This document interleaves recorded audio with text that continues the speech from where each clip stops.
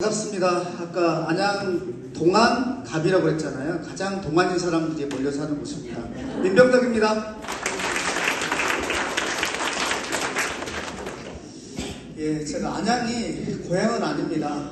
저는 땅끝마을 해남 촌놈인데요. 거기에서 중학교에 다니고 고등학교는 광주에서 다니고 대학은 서울대 정치학과로 왔는데 2개월 만에 구속돼가지고 우리 어머니가 잔치도 안 끝났는데 뭐하는 짓이냐 이렇게 했었습니다. 우리 김기표 변호사 1년 선배입니다. 대학에서 같이 학생운동을 같이 했었고 저는 특히나 철거촌에서 야학을 하면서 주거운동을 계속 해왔던 빈민운동을 했었습니다. 그러면서 민변에서 민생경제위원회 활동을 하면서 이런저런 것들을 해야 되는데 시민운동으로는 부족해서 플레이어로 한번 나서서 실제로 법을 만들어 봐야 되겠다라고 결심을 했습니다만은 아까 그 안양이 객지여서 저도 아이 셋이 있는데 셋째 한번 키워보려고 처형 둘이 사는, 제가 6째 사이인데요, 처형 둘이 사는 곳에 갔다가 거기에서 지금 국회의원도 하고 있습니다. 10년 걸렸습니다.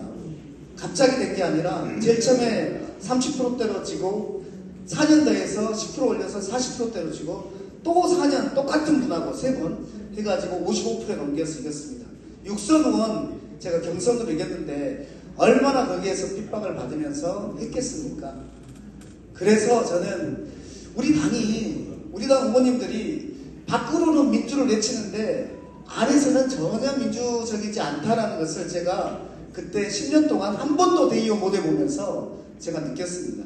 그래서 우리가 전위정당, 투사정당이 아닌 대중정당으로 나아갈 때에는 우리 내부가 굉장히 민주적이어야 됩니다. 그래야지 힘을 받습니다. 저는 제 지역위원회에서는 그렇게 해보겠다고 해서 3가지를 해봤습니다. 첫째, 전당원, 뿔뿔이 전당원 대회를 2번이나 해봤습니다. 600명씩이 체육관에 모여서 해봤습니다. 너무나 재밌었습니다. 2번째, 대의원 수기성이 있어야 되니까 대의원 제도를 해야 되잖아요. 그런데 대의원 뽑히는 절차가 민주적이어야 되는데 그 절차에 대해서 우리 자신이 있습니까? 그러지 않잖아요. 그것을 이번에 제대로 해봤습니다. 8일간 공모하고 그리고 플래카드 붙이고 그리고 권리당원들에게 문자 보내서 대의원이 되고 싶으신데 권리당원 추천을 못 받으신 분들은 저에게 1분 이내에 동영상을 보내주시면 제가 전체 홍보해드리겠다. 그렇게 해서 전국대의원을 모아봤습니다. 너무나 뿌듯하게 전국대의원을 할 수 있습니다. 그죠? 3번째, 제가 2022년도에 공천을 했는데 어떻게 했는지 아십니까? 우리 시도의원 후보로 나오신 분들 다 토론을 했습니다. 생방송으로 다 권리당원들에게 중계를 했습니다. 그리고 그 투표를 받아서 그대로 공천을 했습니다. 그리고 그 토론을 준비하기 위해서 1년 동안 정치토론학교를 13회에 걸쳐서 했습니다. 그렇게 해서 결국 공천을 했더니 아무런 잡음이 없습니다. 이것이 우리 당원주권 하는데 당원주권이 자칫 주구정치로 갈 수 있는데 그렇지 않게 하기 위해서는 당원주권을 구체화시켜야 됩니다. 저는 구체화를 제 영역 내에서 해봤습니다. 여러분들께서 경기도당 맡겨주시면 경기도당 이렇게 실질적으로 당원주권 한번 해보겠습니다. 한번 맡겨주시겠습니까? 예! 근데 그 신난 당원들이 선거운동을 잘해야 될 거 아닙니까? 어떻게 선거운동을 할까요? 검찰 개혁하자, 윤석열 심판하자 이렇게 선거운동 할 수 있습니까? 다음 대선에서? 그럴 수 없습니다. 저는 이게 핵심이라고 봅니다. 지난번에 우리가 46만 표를 경기도에서 이겼거든요. 부울경에서 98만 표 졌습니다. 우리의 목표는 경기도에서 100만 표를 이겨야지 민주당을 집권할 수 있습니다. 어떻게 100만 표를 이기냐? 아까처럼 당원주권이 제대로 실현된 그 당원들이 신나게 중도층을 설득해야 되는데 중도층을 설득하는 것이 술 먹고 설득하냐, 아니면 검찰개혁 외쳐서 설득하냐, 윤석열 심판하자고 해서 설득하냐, 그게 아니고 다음번 이재명 대표의 상대방은 따뜻하고 윤후감을 표방하는 어떤 그런 이미지의 보수 후보가 나올 겁니다. 그 사람을 이기기 위해서는 민주당의 그림이 있어야 됩니다. 민주당스러운 정책이 있어야 됩니다. 민주당스러운 정책은 사회경제적 부분에 있어서 약자들을 좀 힘을 주어서 그 경제적 부가 나눠질 수 있도록 하는, 실은 지난번 이재명 대표는 지사 때 공정경제국이라는 걸 둬서 그런 걸 했습니다.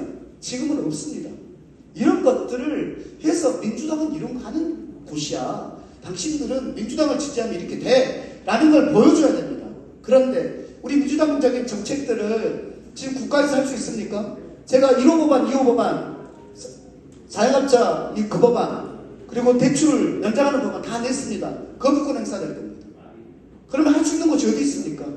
서울 있습니까? 인천 있습니까? 경기도밖에 없습니다. 경기도에서 민주당스러운 정책들을 성공시키고 그걸 가지고 설득해서 100만 표를 얻는 것이지 다른 구호로 되는 게 아니다라는 말씀을 드리면서 저는 코로나 때 손실보상법 만들기 위해서 문재인 청와대에 피켓 들고 싸웠던 사람입니다. 우리 당이지만 이거 하지 않으면 안 된다. 싸웠던 사람입니다.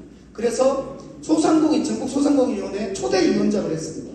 그런 것 때문에 이재명 대표가 당신이 정책을 가장 잘하잖아 하면서 지금 정책위 수석부의장직을 하고 있습니다. 저 이런 거 다 버리고 경기도당만을 위해서 해보려고 합니다. 왜냐하면 경기도당의 몫은 100만 표를 얻어야 되기 때문에 조직을 하고 그리고 이걸 가지고 정책을 가지고 설득하는 이것들을 하고 싶어서 제가 감히 모든 걸 버리고 경기도당에 출마했다는 말씀을 드리면서 다시 한번 지지를 호소드립니다. 민병혁입니다. 이제 말씀 잘 들었습니다. 네, 문정도 의원님께 다시 한번 뜨거운 박수 부탁드립니다.